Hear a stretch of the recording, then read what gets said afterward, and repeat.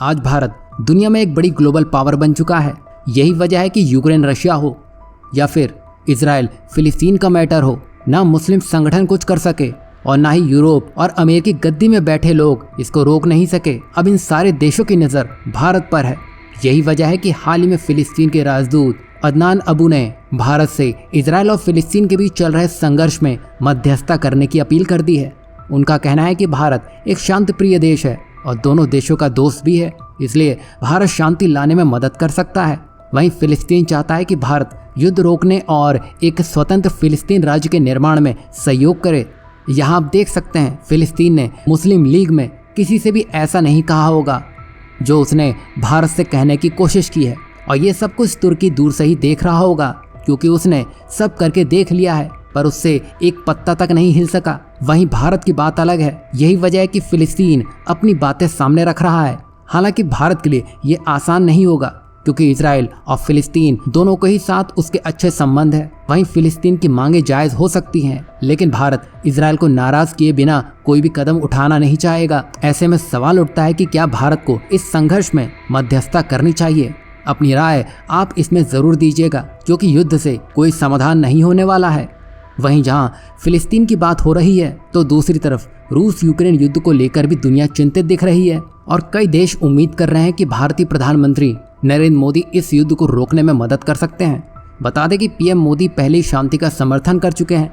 यही वजह है कि अब राष्ट्रीय सुरक्षा सलाहकार यानी कि भारत के NSA अजीत डोभाल फिर से रूस जाने वाले हैं, जहां वो पीएम मोदी के शांति दूत बनकर दोनों देशों के बीच युद्ध को खत्म करने के लिए बातचीत करेंगे। और ऐसा ये पहली बार हो रहा है जहां भारत ने इस तरह से कोई निर्णय लिया हो, क्योंकि हाल ही में ये देखने को मिला था जहां यूक्रेन और रूस दोनों ने ही माना कि भारत शांति वार्ता में अहम भूमिका निभा सकता है।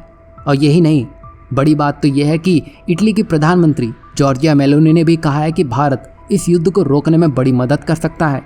भारत के रूस और यूक्रेन दोनों के साथ अच्छे संबंध हैं, जो इसे शांति वार्ता में मध्यस्थता बनने का मौका देता है। और NSA डोभाल की ये यात्रा सफल रहती है तो ये वैश्विक शक्ति के प्रयासों के लिए एक महत्वपूर्ण कदम हो सकता है, क्योंकि दुनिया के लिए अभी ये सबसे बड़ी चिंता का विषय बना हुआ है कि कब इस युद्ध पर विराम लगेगा और कौन सबसे बड़ी पहल करेगा। क्योंकि यूरोप को आप जानते ही हैं, अमेरिका के साथ मिलकर कभी वो F-16 देने में लगा है तो कभी बिलियंस ऑफ डॉलर की एड देने में लगा है, और अब यही देश भारत से आस लगाए बैठे हैं कि भारत ये युद्ध रुकवा दे। अब ये कैसी विडंबना है आप खुद ही देख सकते हैं।